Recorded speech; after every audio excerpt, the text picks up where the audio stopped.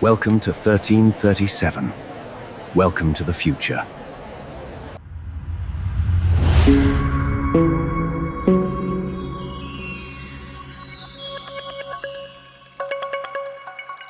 Welcome to 1337, the future of podcasts on the human element. I'm Max, your guide to understanding human behavior. And I'm Sophia, here to explore the depths of the human psyche with you. So, you've been diving deep into some fascinating stuff lately. Oh, I have. Human potential, the role of technology, and this whole 2030 vision thing. We've got your notes, some thought-provoking insights from spiritual teacher Gregg Braden, and even a peek into the World Economic Forum's plans. Yeah, it's a lot. It's a lot to unpack, but that's what we're here for, right? Absolutely. You know, it's interesting how these sources all seem to circle around this idea of human divinity. Okay. Now, before anyone starts picturing halos and harps, let's clarify. Yeah. It's not about religion, but rather about this untapped potential that Braden believes is inherent in all of us. Right. He even goes so far as to call our bodies incredibly advanced soft technology. Which I have to admit sounds pretty cool. Right. It's like we're walking around in these high-tech suits, totally unaware of the incredible power we possess. Yeah. And Braden's got some pretty mind-blowing ideas about just how powerful this soft technology really is. I was particularly intrigued by his explanation of DNA acting like a fractal antenna. It's not just about storing genetic information, it's about receiving massive amounts of data from the environment all at once. And it's not just DNA. Braden argues that each cell is like a mini microcircuit, capable of processing information far beyond what we typically imagine. He even mentions an experiment with isolated neurons playing Pong. Oh, wow. If those tiny cells can learn and adapt outside the body, what does that tell us about the untapped potential of our brains? Right. It really challenges the conventional view of how we function, doesn't it? It really does. And speaking of mind-blowing, Braden also talks about the heart having its own neural network, processing emotions and trauma independently from the brain. Mm-hmm. So it's not just about the brain being the control center. We have this distributed intelligence throughout our bodies, all working together in ways we're only beginning to understand. Absolutely. Makes you wonder if we've been selling ourselves short all along. Exactly. But here's where things get a little unsettling. Okay. Braden suggests that all this power, this divinity, is being deliberately obscured, making us vulnerable to manipulation and control. Oh, that's a pretty bold claim. Why would anyone want to keep us from realizing our full potential? Well, according to Braden, it's about maintaining control. If we remain unaware of our own power, we're more likely to rely on external systems and authorities. And that brings us to the double-edged sword of technology. Right. On one hand, technology has brought incredible advancements. Incredible. But Braden warns that becoming too reliant on it could actually weaken us, making us forget how to use our own innate abilities. It's like that saying, use it or lose it, but for our human potential. Right. If we constantly turn to technology for every solution, we risk becoming passive consumers rather than active creators. It's like those kids with AI visors that Braden mentions.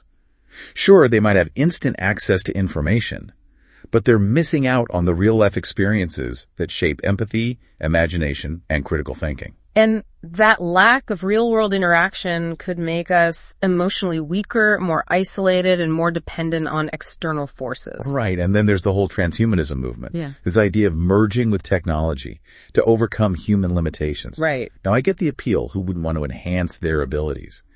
But Braden worries we'll lose something essential in the process, our humanity. Love, compassion, even our moral compass could be at stake. It's a complex issue, no doubt. It is. On the one hand, technology has the potential to improve our lives in incredible ways. But on the other hand, we need to be mindful of the potential downsides and make conscious choices about how we integrate technology into our lives. It's about finding that balance, right? Not rejecting technology outright, but using it wisely and remembering that our greatest potential lies within.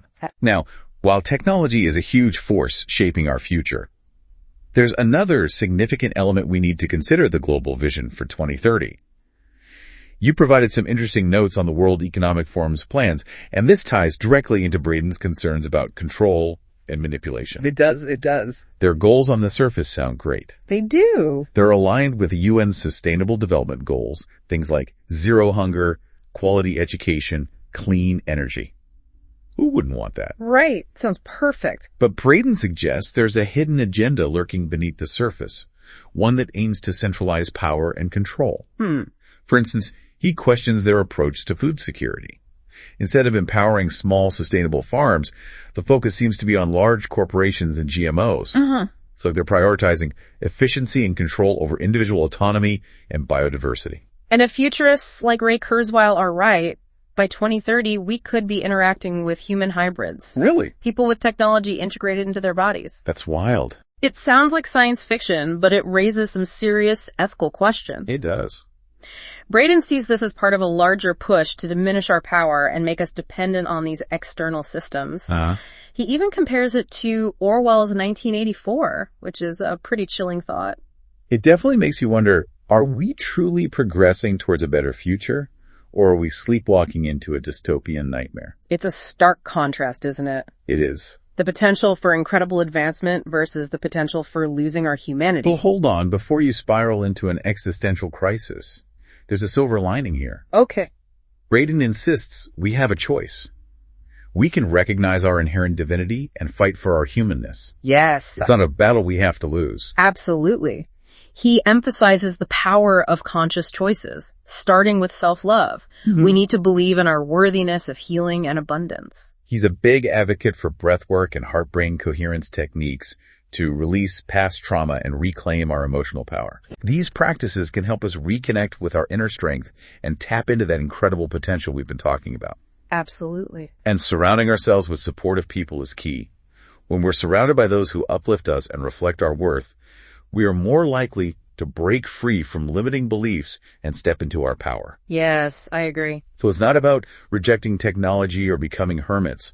It's about using technology wisely, making conscious choices, and remembering who we truly are. Powerful, interconnected beings capable of shaping our own reality. It's a message of hope and empowerment, urging us to take control of our destiny. I think that's a great place to leave it for now. Yeah, I think so too. We've got a lot more to unpack, but we'll save that for our next deep dive. Definitely. This is fascinating stuff, and I'm sure our listeners are eager to hear more. Me too. All right, until next time. See you then. It's almost like we're being presented with two very different paths. Yeah. One that leads to empowerment and connection, and another that leads to dependence and control. It is. It's like that fork in the road, and we got to choose. And the crazy thing is both paths are being paved with technology. Yeah. It's not inherently good or bad. It's all about how we choose to use it. I agree. Completely, yeah. Which brings us back to that question of choice. Braden seems to believe we have more power than we realize, but we've been conditioned to give it away. Yeah. He uses this interesting analogy of a dimmer switch. Our divinity, our potential is always there, but we can choose to dim it down by focusing on fear, doubt, and limitation. Or we can crank it up by choosing love, courage, and self-belief. I love that analogy. It's great, isn't it? It's so simple yet so powerful. It reminds me of that quote by Marianne Williamson. Our deepest fear is not that we are inadequate. Our deepest fear is that we are powerful beyond measure. It's so true. It's like we've been taught to be afraid of our own greatness, to shrink ourselves down, to fit in, to play it safe. To not stand out, to not be too much. Right, exactly. And that fear makes us so much easier to control. It does. But Braden insists we can break free from that conditioning. He talks about the importance of recognizing our inherent worthiness, of loving ourselves unconditionally. You know, it sounds simple, but I think for many people, self-love is a lifelong journey. It is. It is. It's about unlearning all those negative messages we've internalized over the years. Totally. All those beliefs that tell us we're not good enough, smart enough, or worthy enough. Yeah. And it's about rewiring our brains. Absolutely. Creating new neural pathways that support self-compassion and acceptance. Braden is a big believer in the power of practices like breathwork and heart-brain coherence techniques to help with this process. He says they can actually shift our physiology, calming the nervous system, reducing stress, and creating a state of inner peace. You know, I've dabbled in some of those practices myself, and I have to say there's something to it. Yeah. When you focus on your breath, when you cultivate a feeling of gratitude and appreciation, it really does shift your energy. It does. It's like you're tapping into a deeper well of strength and resilience. And the more you practice, the easier it becomes to access that state of inner peace, even in the midst of chaos. It's like building a muscle, right? Yeah. The more you work it, the stronger it gets. And as we cultivate inner strength and resilience, we become less reactive to external circumstances, less susceptible to manipulation and control. Exactly. And that's where the power of community comes in. Braden talks about the importance of surrounding ourselves with supportive people who uplift us and reflect back our worthiness. He does. He even suggests that we subconsciously seek out relationships with people Oh, wow. who embody the qualities we might be missing or have suppressed within ourselves. It's like we're drawn to what we need to heal and become whole. Yeah, absolutely. So if we're surrounded by people who constantly criticize and put us down, it might be a sign that we need to do some inner work and cultivate more self-love. It could be. On the other hand, if we're surrounded by people who inspire us, challenge us to grow and celebrate our uniqueness, it can be incredibly empowering. It's like choosing your own personal board of advisors. Yeah, you want people who are going to support your growth, encourage you to take risks, and celebrate your victories. I love that. A good one, right? And it's not just about receiving support. It's about giving it as well. Creating a reciprocal relationship where we uplift and empower each other. Because when we shine our light on others, we also illuminate our own path. That's beautifully put. It makes me think about the power of mentorship. Yes. And how having someone believe in you can make all the difference. It does. And it doesn't have to be a formal mentorship. It can be as simple as having a friend or family member who truly sees you and supports your dreams. And remember, you have something to offer as well. Everyone has unique gifts and talents that can benefit others. Oh, absolutely. Sharing those gifts, offering your support, and encouraging others to shine their light is an incredibly powerful way to contribute to a more positive and empowered world. So it's about finding that balance, isn't it? Cultivating inner strength and resilience while also seeking out supportive relationships and contributing to a community that uplifts and empowers. It is. And it's about being mindful of the stories we tell ourselves. Right. The thoughts we entertain and the energy we surround ourselves with, because ultimately it's our choices that shape our reality. It is. We can choose to focus on the negative buy-in to the fear and give away our power. Or we can choose to embrace our potential, cultivate love and compassion, and create a more beautiful and empowering world for ourselves and future generations. You know, one thing that really resonated with me from Braden's work is his discussion of intuition. Okay. He believes we all have this inner guidance system, this soul compass that can guide us towards our highest potential. Right. But we've been conditioned to doubt it, to second guess ourselves. Yeah. And to look for external validation. Oh, I hear you. It's almost like we've been trained to ignore the whispers of our own wisdom, to dismiss our gut feelings as unreliable or irrational. Yeah. And yet, there's so much evidence to suggest that intuition is a powerful force. Scientists are even starting to understand the neurological mechanisms behind it. That's cool. It's not just a mystical woo-woo concept. There's a real science to it. Yeah, I've definitely had experiences where my intuition has guided me in the right direction, Me too. even when it went against logic or reason. Yes. And I think it's something we can all cultivate. I agree. Yeah. I think we can, but it takes practice, doesn't it? It does. It's about learning to quiet the mind, to tune in to our inner knowing, and to trust those subtle nudges and whispers that guide us towards our highest good. Yeah, it's about reclaiming that connection to our inner wisdom, that divine spark that resides within each of us. Now, I know we've been talking a lot about the individual journey of self-discovery and empowerment, but Braden also talks about the importance of collective action, of coming together to create a more just and sustainable world. He does. And that's where the 2030 vision comes back into play, right? It's not just about individual goals. It's about creating a shared vision for the future. Okay. One that prioritizes human well-being, environmental sustainability, and social justice. I agree. But as we've discussed, there are concerns about how that vision is being implemented. Braden worries that the focus on technology and centralized control could actually undermine those very goals. Yeah, it's like a paradox, isn't it? Yeah. Technology has the potential to solve so many of the world's problems, So many. but it also has the potential to create new ones. Yeah. And it all comes back to who's controlling the technology and what their intentions are. That's right. Are they using it to empower people and create a more equitable world? Or are they using it to consolidate power and control? That's the million-dollar question. It is. And it's a question we all need to be asking ourselves as we navigate this rapidly changing technological landscape, because the choices we make today will determine the world we inherit tomorrow. And it's not just about making individual choices.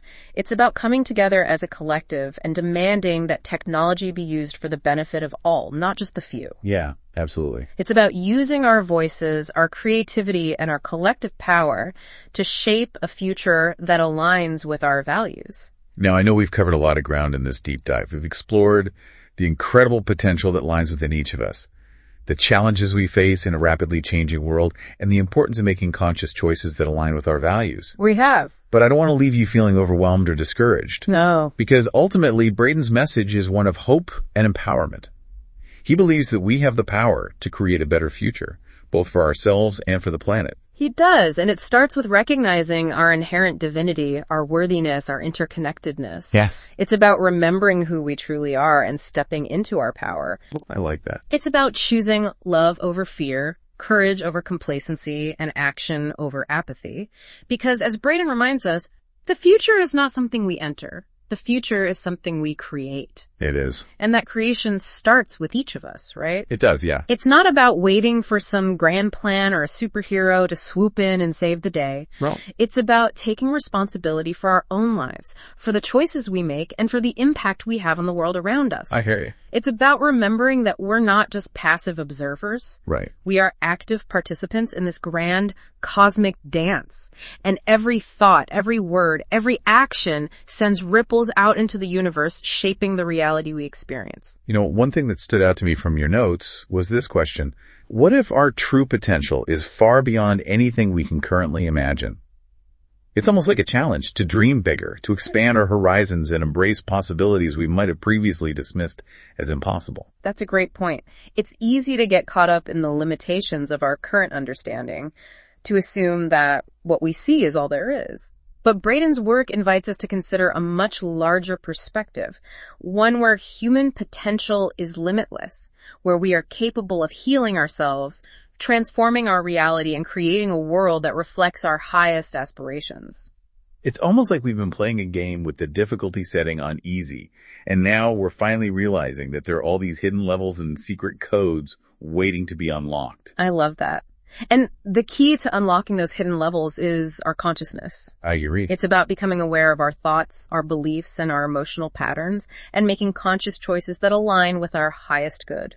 Braden talks about this in terms of heart-brain coherence, the idea that when our hearts and minds are aligned, when we're operating from a place of love, compassion, and gratitude, we tap into a higher level of intelligence and creativity. Exactly. And it's not just about thinking positive thoughts, it's about embodying those positive emotions. Yeah. It's about feeling them in our hearts, in our bodies, and radiating them outwards into the world. And that brings us back to Braden's concept of this energetic field that connects us all. It does. If we're all interconnected, if our thoughts and emotions have a ripple effect, then it stands to reason that cultivating positive emotions within ourselves can actually contribute to a more positive and harmonious world. It's like we're all tuning into the same radio station, and when enough of us start broadcasting love, compassion, and joy, it changes the frequency of the entire planet. It's a beautiful thought, isn't it? It is. And it's empowering to realize that we each have a role to play in creating a more beautiful and compassionate world. So it's not just about personal transformation, it's about collective evolution. I agree. It's about recognizing that we're all in this together and using our individual power to contribute to the greater good. And, it doesn't have to be about grand gestures or heroic feats. It can be as simple as offering a kind word to a stranger, practicing gratitude for the small things in life, or making a conscious effort to be more present and mindful in our interactions. Yeah. Because every act of kindness, every moment of presence, every conscious choice to align with love and compassion sends ripples out into the world, creating a more beautiful and harmonious reality for all of us. And those ripples, they might just be the catalyst for the kind of future we all dream of. They might. A future where humanity thrives, where technology serves the common good, and where we finally unlock the full potential of this amazing soft technology that we call the human body. I like it. So, as we wrap up this deep dive, I want to invite you to consider, what small act of kindness, what conscious choice, what expression of your unique divinity can you bring into the world today? Remember, you have the power to create a more beautiful and compassionate future, one ripple at a time.